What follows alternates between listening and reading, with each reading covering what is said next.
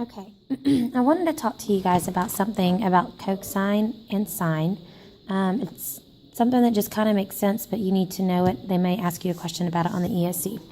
So if I have a right triangle, and y'all can just take these notes wherever you want to. It'll be on your review for your test.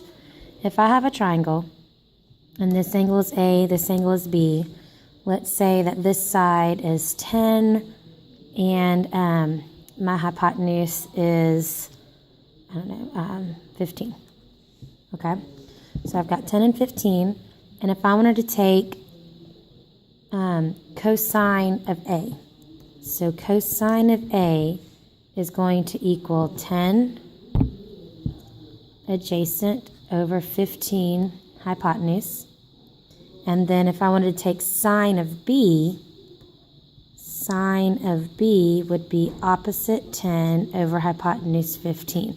So what I want you guys to see is that if I'm talking about the same triangle, and here's angle A and angle B, cosine of A is equal to this fraction. Sine of B is equal to the same fraction. So when I try to do cosine inverse and sine inverse to find these angles, I want you to watch what happens. If I do cosine inverse of 10 over 15, I get 48.2 degrees.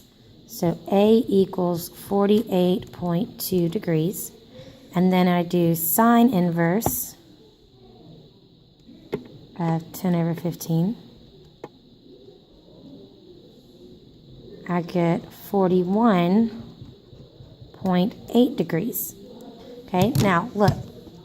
When I have 48.2 and 41.8, when you add these together, you're going to get 90 degrees. So angles that add to be 90, if you remember from Unit 2, that's called complementary angles. Okay, so here's the thing about sine and cosine. Cosine is adjacent over hypotenuse, so this 10 is adjacent over hypotenuse for A. Well, if you're looking at the opposite angle over here, angle B, sine of angle B is opposite 10 over hypotenuse 15. So cosine and sine equal the same thing when the angles are complementary. So let me say this a different way. Sine of theta is going to equal cosine of, and see right here I had 48.2 and 41.8, and together these two added to be 90.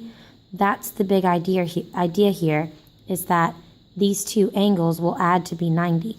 So sine of theta is going to be equal to cosine of the other complementary angle. So we do 90 minus theta.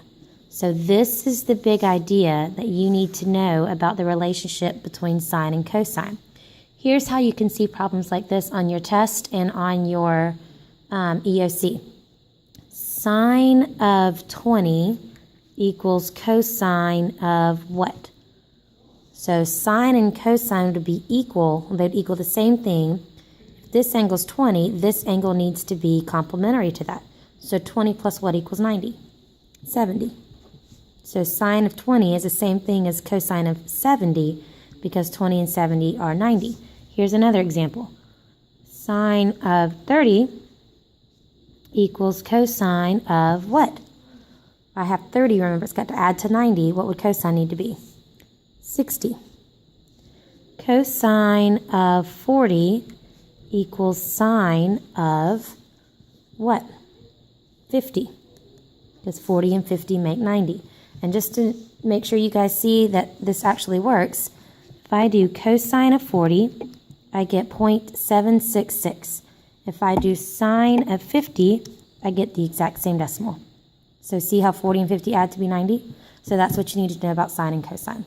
Okay, so now let's go to the applications of the right triangles.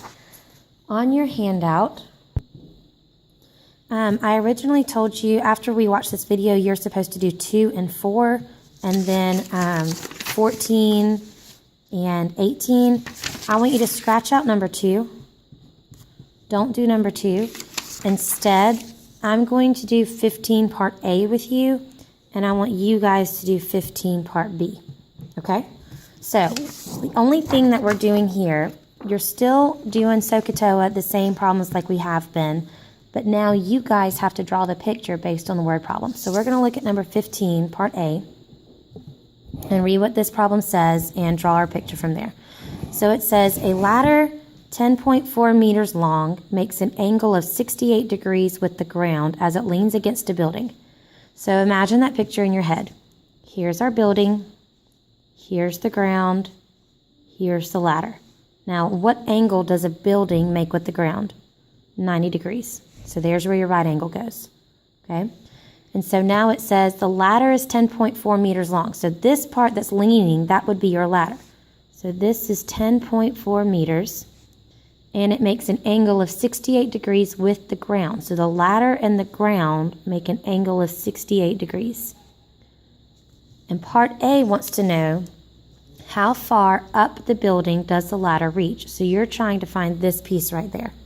So that's your picture. Well, now that you have your picture, you can figure out which trig function you need to use to solve it. So if this is our angle, go across there. That's x is your opposite, and the 10.4 is your hypotenuse. So you have O and H, which is sine. So to solve this, you're going to do sine of 68 equals opposite x over hypotenuse 10.4. And then you grab your calculator. Sine of 68 is 0.9272. I'm going to round that last number up. Equals x over 10.4. Since this is on the bottom, we multiply. Remember, if the number's on top, you divide. But when it's on the bottom, you multiply. So I'm going to multiply this decimal times the 10.4. And I get 9.6. So to answer our question, how far up the building does the ladder reach? The ladder reaches 9.6 meters, because our problem is in meters. So it's 9.6 meters up the building. So that's all you're doing with these, is drawing a picture to match the problem. So looking at part B, it's the same scenario, but it asks how far is the foot of the ladder from the foot of the building. So for part B, instead of solving for how high up the building it reaches, you're solving for how far the foot of the ladder is from the foot of the building. So you would be solving for this distance right here. So now I want you to take a minute. I want you to do number 4. And then on the back, I want you to do 14, 15B, and 18. And then check your answers and then come back for video 2.